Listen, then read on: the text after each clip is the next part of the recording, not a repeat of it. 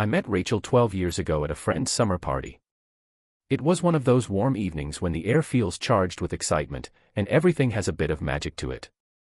Rachel was standing by the pool, laughing with a group of friends, her long blonde hair catching the moonlight in a way that made her seem almost radiant. I felt drawn to her immediately. There was something about her energy that was simply magnetic.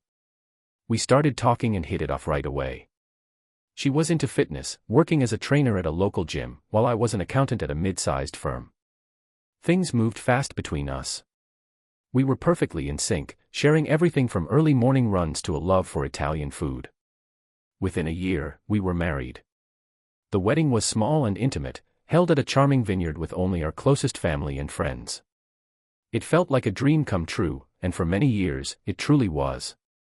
We settled into married life with ease. Rachel kept building her career as a fitness trainer, eventually starting her own blog and amassing a dedicated following.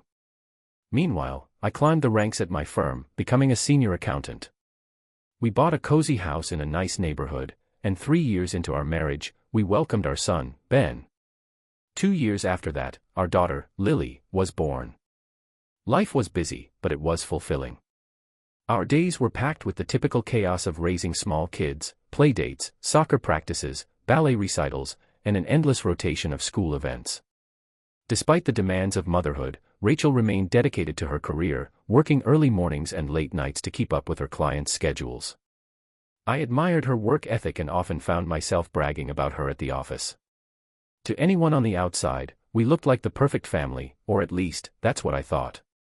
Around our 10th anniversary, I started noticing some changes in her. They were small at first. Rachel began spending extra hours at the gym, explaining she was taking on more clients to save up for a family vacation. I didn't think too much of it. She loved her job, and her clients adored her. But over time, her behavior began to shift. She grew distant, often lost in her own thoughts, and became attached to her phone. She would even step out of the room to take calls and would get defensive if I asked who she was talking to. Our conversations, once filled with laughter and shared dreams, had turned into basic talk about schedules and chores. One night, while I was putting the kids to bed, I caught her texting, her face lighting up with a small smile. The moment she noticed me looking, she quickly put her phone away, her expression turning guarded. My heart dropped. I wanted to believe I was reading too much into it, but I couldn't shake the feeling that something was wrong. The tipping point came when Rachel's workouts grew more frequent, even on her days off. She said it was to stay in top shape for her clients, but I had my doubts. She started buying new workout clothes constantly and was spending longer hours at the gym than ever before. I tried to brush off my concerns, but a nagging feeling stayed with me. I began paying closer attention, noting when she left, when she came back, who she mentioned seeing, and the reasons she gave. It was a miserable way to live, feeling like I was constantly waiting for a bomb to drop. Over time, I noticed that her mood swings had intensified, and our once strong intimacy was fading fast. She avoided my touch, always finding excuses to avoid closeness. Bit by bit, our connection seemed to unravel.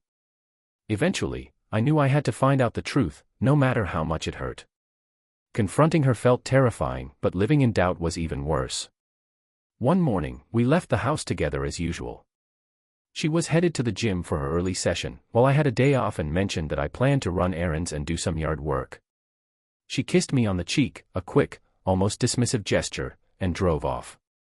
But today was different. I had a plan.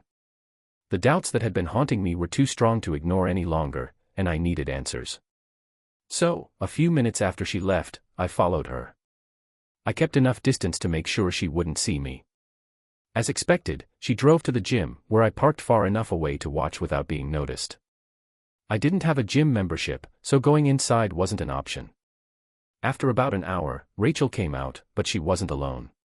She was walking beside a man I recognized from photos on her phone, Mike, an investor who was one of her clients and whose name had been coming up more than seemed normal.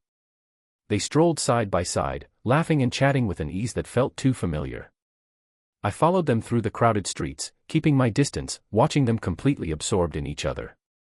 After a few blocks, they entered a high-end apartment building. And that's when my heart finally broke. I knew I had to get inside to see what was really going on. I parked nearby, keeping a close eye on the building.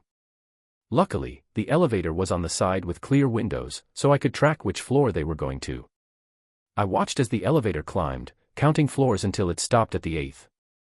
Taking my chance, I approached the building, slipping in just behind another resident. My heart was pounding as I made my way to the elevator and pressed the button for the 8th floor. When I stepped out, I noticed it had started raining, leaving wet footprints across the polished hallway floor. I followed the trail, which led to an apartment at the end of the hall. The door was slightly open, and I could hear faint voices inside. Apparently, this investor was in such a rush he had not even shut the door. My heart was racing as I pushed the door open a bit wider, stepping in quietly. The place was luxurious, filled with high-end furnishings and boasting a panoramic view of the city. I moved through the hallway, following the voices. As I neared the bedroom, the voices grew clearer, and my worst fears were realized. There, on the bed, were Rachel and Mike, locked in a passionate embrace.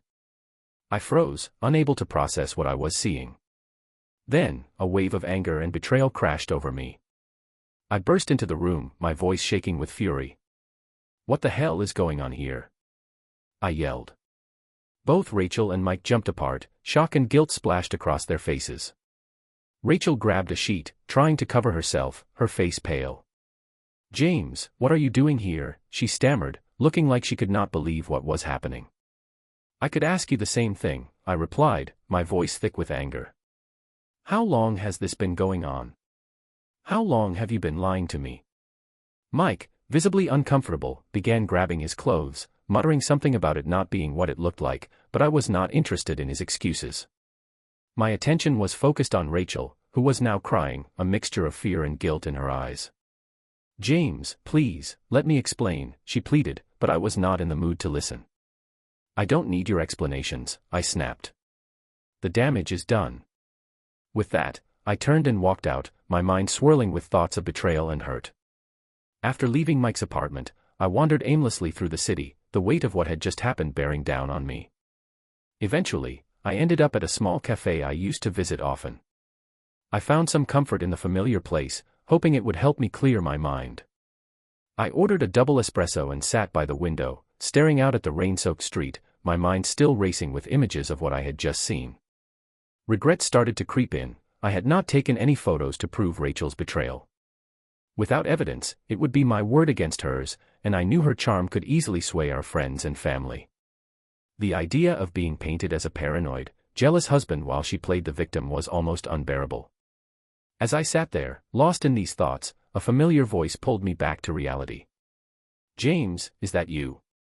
I looked up to see Arthur, an old friend I had not seen in years. Arthur had studied journalism and now ran his own small publishing company. He looked the same as ever, sharp eyes, a friendly smile, and an air of confidence. "Arthur," I said, shaking his hand. "It's been a while." Arthur slid into the seat across from me, studying my face. "You look like you've seen a ghost, man. What's going on?" I sighed heavily, feeling the weight of it all. "It's a long story, but to cut it short, I just caught Rachel cheating on me." Arthur's eyes widened in shock. "Rachel? No way. How did you find out?" I told him the whole sordid tale, how I had followed her to the gym, seen her with Mike, sneaked into the apartment, and witnessed everything. Arthur listened, shaking his head in disbelief. "That's rough, man," he said when I finished. "But what are you going to do about it? Without proof, it's just your word against hers." "Exactly," I replied, frustration clear in my voice. "She could easily twist things around and make me out to be the bad guy. Everyone might believe her." Arthur was quiet for a moment, then leaned forward with a mischievous glint in his eye. "You know," he said slowly, "you could turn the tables on her. What if we published your story? Make it public, then nobody could ignore it." I stared at him, taken aback. "Publish my story? Are you serious?" "Why not?" Arthur replied. "It would be personal, raw, and real. People love that kind of thing. Plus, it might just be the boost my company needs right now. We've been in a bit of a slump, and a story like this could draw a lot of attention." I considered his proposal, my mind racing. Publishing the story would expose Rachel and Mike, making their affair known to everyone. It would certainly stir things up, though it felt risky. Still, there was a certain appeal, the chance to tell my side, to make sure the truth was known. But is it safe? I asked, voicing my concern. What if they try to sue for defamation or something? Arthur shrugged. There's always a risk, but if you're telling the truth, we can defend it. Besides, stories like this are hard to contest. People have a right to know what's happening in their community, especially when it involves public figures like Mike. The more I thought about it, the more the idea appealed to me. This was not just about revenge, it was about reclaiming my dignity and making sure Rachel and Mike faced the consequences of their actions. Done right, it could be a powerful way to set the record straight. All right, I said finally, feeling a mix of anxiety and excitement. Let's do it. Let's publish the story. Arthur grinned, clapping me on the shoulder. That's the spirit, James. Let's get started on this right away. The sooner we get it out there, the better. As we discussed the details, my mood started to lift. For the first time since discovering Rachel's betrayal, I felt like I had some control over the situation. Arthur and I began outlining the plan, figuring out how to present the story in a way that would be compelling, raw, and real, capturing the depth of the betrayal and all the emotions it brought with it. Arthur emphasized the importance of honesty and authenticity, encouraging me to let readers connect with the hurt and betrayal I had experienced. As we wrapped up our talk, I glanced at my watch. I need to pick up the kids from school, I said, standing up. I'll start working on an outline tonight. Arthur nodded, giving me a firm handshake. Take your time, James. Just make sure it's detailed and straight from the heart. We're going to turn this into something powerful. With that, we said our goodbyes, and I left the cafe, feeling much lighter than I had earlier. The thought of revealing Rachel and Mike's actions, of ensuring everyone knew the truth, gave me a renewed sense of purpose. I drove to the school and picked up Ben and Lily. They were full of stories about their day, and I listened with a smile, trying to stay focused on them despite the turmoil churning inside me. Once we got home, I served them the soup I had made that morning and watched as they ate and laughed, their innocent joy a stark contrast to the chaos in my mind. After dinner, I slipped into my study, the events of the day replaying in my head. Sitting at my desk, I pulled out a notebook and started to write. The words flowed easily, my emotions pouring out as I recounted the story from the very beginning. I wrote about how Rachel and I met, our early marriage, and the birth of our children. I detailed the gradual shifts in her behavior, my growing suspicions, and the heartbreaking discovery. Hours went by as I wrote, completely absorbed in reliving the memories and the pain. The story took shape, turning into a narrative of love, betrayal, and heartbreak. My pen moved swiftly across the pages, each word capturing my anguish and anger. Around 9 that night, Rachel came home. She peeked into the study, looking uncertain. "James, can we talk?" she asked, her voice tentative. Without looking up, I replied, "Not now, Rachel. I'm busy." She hesitated before leaving, her footsteps fading down the hall. I kept writing, determined to get everything down, to make sure every moment was preserved on paper. Finally, I sat back, the last page of my notebook filled. I had written over 20 pages, documenting each moment and emotion. It was raw, unfiltered, a real account of what I had endured. The act of writing felt cathartic, a release from the weight of betrayal. As I prepared for bed, I couldn't help but think about what lay ahead. This story would change everything. It would bring Rachel and Mike's actions to light and open up a new chapter in my life, one where I would be defined not by betrayal but by resilience. With those thoughts, I drifted off to sleep, ready to face whatever came next. The following morning, I woke with a renewed sense of purpose. I skipped breakfast and the usual routine, focused on one goal, to see Arthur and finalize the story for publication. The kids were still asleep, and Rachel was nowhere to be seen. I left a quick note for the kids and headed out. Arthur had mentioned he'd be at his studio all day, working on projects. His studio was a small, cozy space filled with books, manuscripts, and all the tools of his trade, the perfect place for the task at hand. When I arrived, Arthur greeted me warmly, his expression both serious and encouraging. "Morning, James. Ready to get to work?" "Absolutely," I replied, handing him the notebook. "Let's make this happen." We settled into his cluttered office, and Arthur began reading through the story I had written. His eyes scanned each page, occasionally nodding or making notes in the margins. When he finished, he looked up with a determined expression. "This is powerful stuff, James. It's raw, honest, and deeply moving. This will make a fantastic article," he said. "We'll need to tweak it a bit for publication, shorten some parts, expand others, and add a few touches to engage readers, but don't worry, we'll keep all the key points intact." We spent hours refining the story. Arthur guided me through the process, suggesting edits and adjustments. We trimmed any excess, ensuring the narrative stayed engaging without feeling too heavy. We added more vivid descriptions where needed and clarified certain events for better flow. Arthur's expertise was invaluable, transforming my rough account into a polished piece that would resonate with readers. Throughout the process, Arthur paused to explain a change or get my input. It felt collaborative, like we were creating something meaningful together. By the time we finished, the story had transformed into a powerful article that captured the heart of my experience. "This is it," Arthur said, leaning back in his chair. "It's ready for publication, but we need to cover the printing costs. Are you okay with that?" "Of course," I replied, reaching for my wallet. I handed Arthur the funds, feeling both excited and anxious. This was really happening, my story was about to go public. Arthur accepted the money with a reassuring smile. "We'll get this published and distributed. Trust me, James, people are going to understand what you've been through. It's going to make a difference." With the article ready and the deposit paid, we finalized the publication plans. Arthur promised to keep me updated on the progress and let me know as soon as the article went to print. As I left the studio, I felt a sense of accomplishment. The story was out of my hands now, and soon, everyone would know the truth.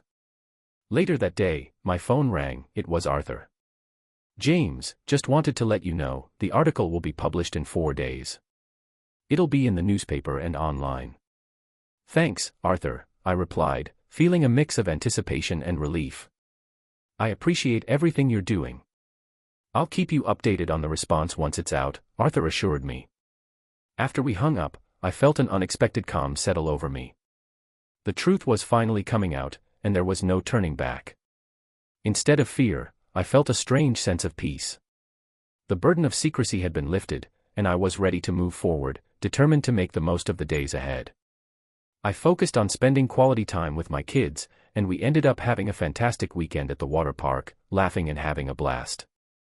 Rachel noticed my improved mood and, with a puzzled expression, asked, "What's going on with you?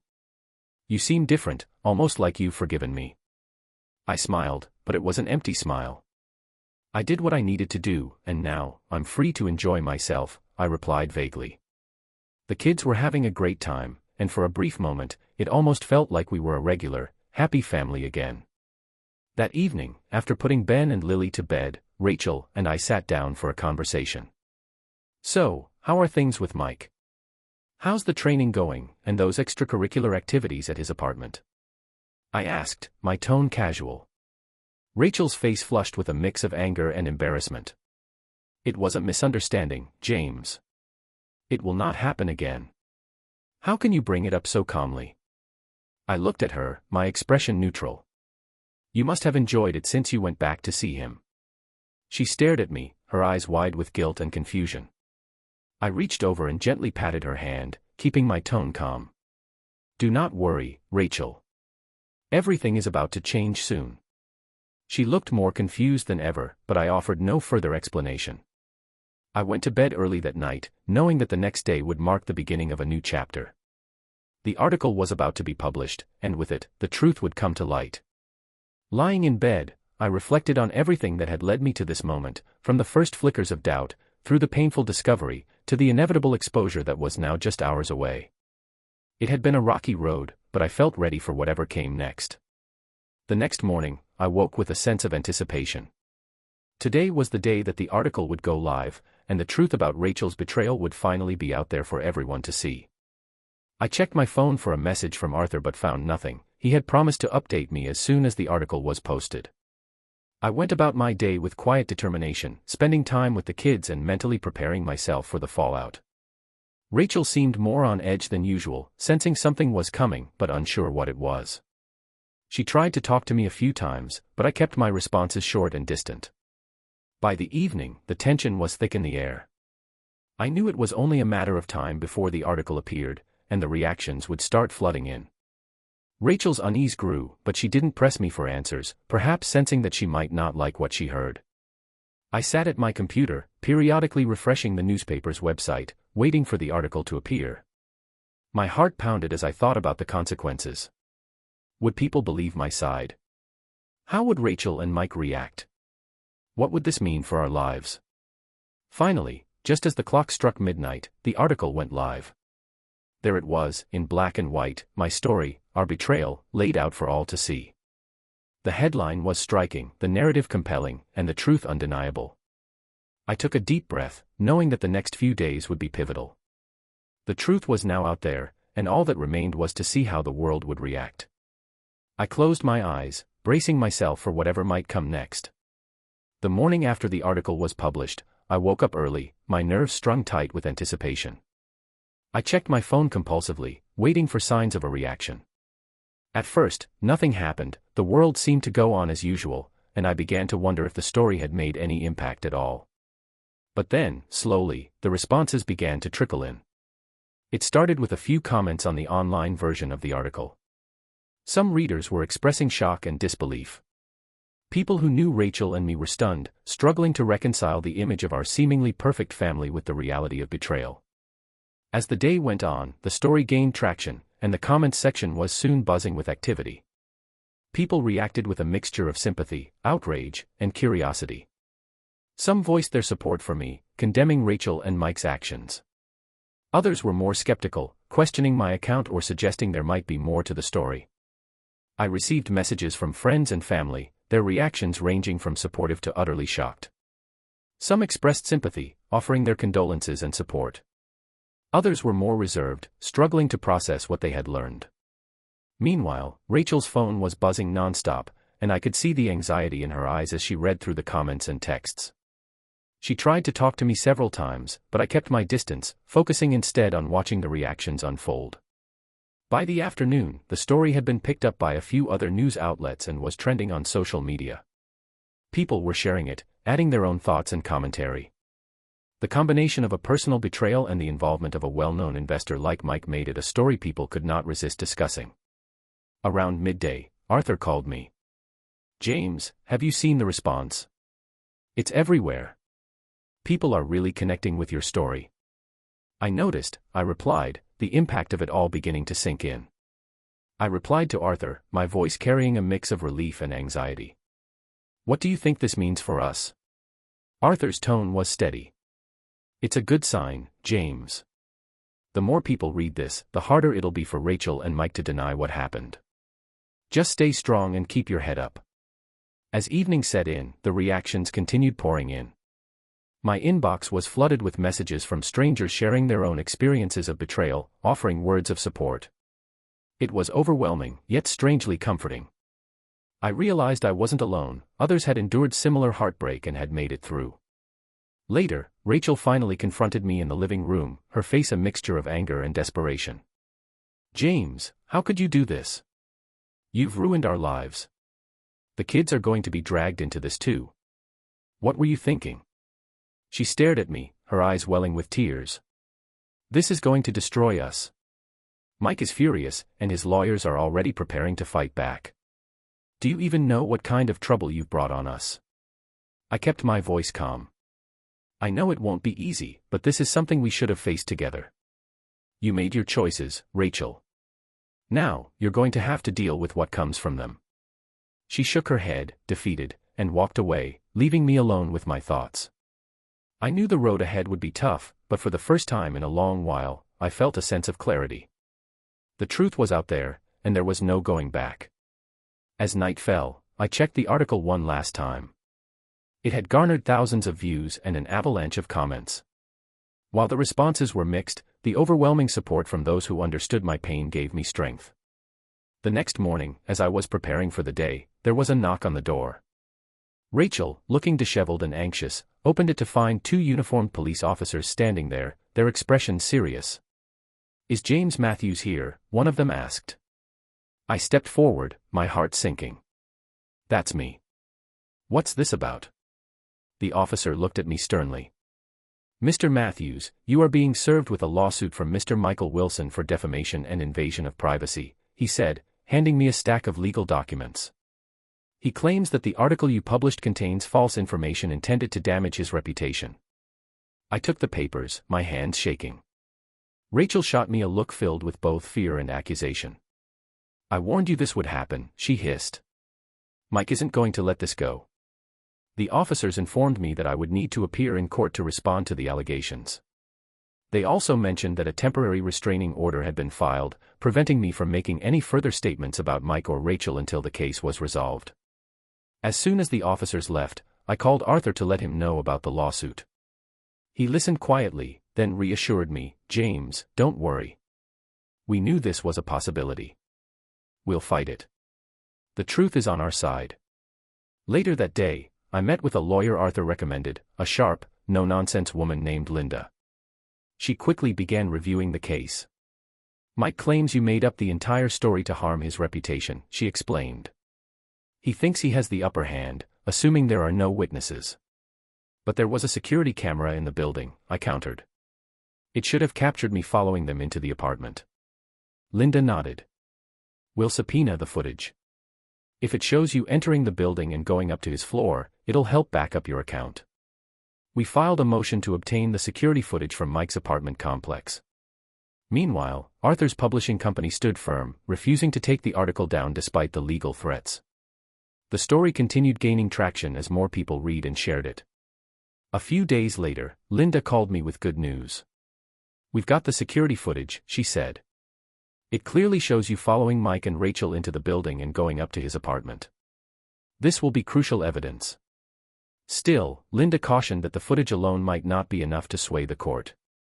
We needed a witness, someone who could verify what I had seen inside the apartment. That's when an unexpected development occurred. As the police reviewed the security footage, they noticed something unusual. Just before I entered the elevator, a young girl, Mike's neighbor's daughter, had peeked into Mike's apartment.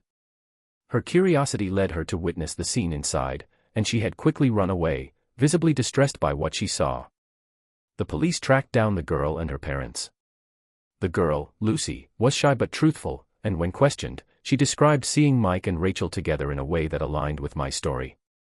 Lucy's parents agreed to let her testify in court, providing us with the witness we so desperately needed. I sat in the courtroom, feeling a mix of anxiety and resolve.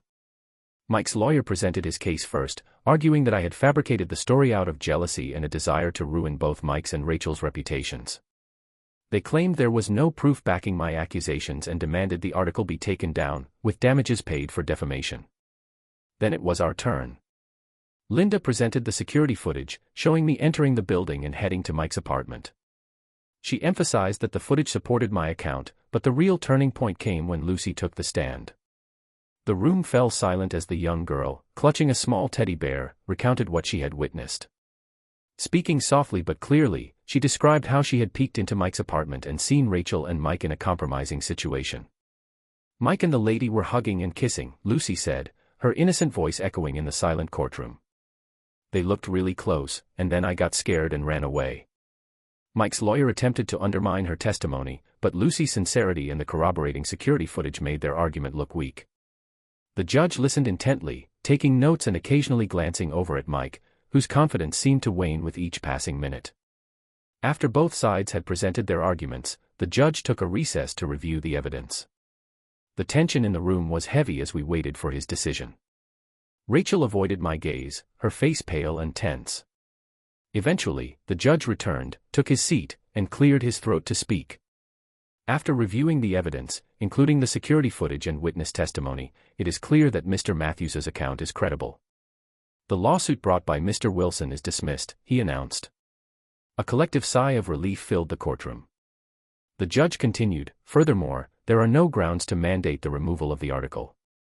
The publication stands, and Mr. Matthews is within his rights to share his experiences." Mike's face reddened with anger and humiliation as it dawned on him that his attempt to silence me had failed. The article would stay online, reaching an even broader audience as the truth continued to spread. As we exited the courtroom, Linda shook my hand firmly. "You did well, James. This is a big victory. Now you can start to move forward. Rachel, looking defeated, approached me. James. I'm sorry. I never thought it would go this far. I met her gaze, my expression a blend of sadness and resolve. It did go this far, Rachel, and now we all have to live with the consequences. The following days were a whirlwind of reactions and emotions. The article's popularity soared, catching the attention of other media outlets and sparking conversations about betrayal and accountability. Strangers reached out, sharing their own stories of infidelity and offering their support. I felt a sense of solidarity and validation, knowing my story resonated with so many people. Arthur called to discuss what might come next. James, the response has been incredible. People are really connecting with your story. We could build on this, maybe even turn it into a series or a book. What do you think? I thought about his suggestion, feeling a new sense of purpose. I think it's a great idea, Arthur. If sharing my story can help others, then it's worth it. After our conversation, I started getting dressed, knowing I needed to take the kids to school. Then I headed to that little cafe where I used to go, ready to enjoy my favorite double espresso and take in the start of a new chapter in my life. The day of the court hearing finally arrived. What do you think about this story? Write in comments. If you don't follow our channel Cheating Room, you will probably never hear from us again. If you are subscribed, congratulations, you will not miss any exciting story. Thank you for listening to this shocking story with us. See you again. Bye bye.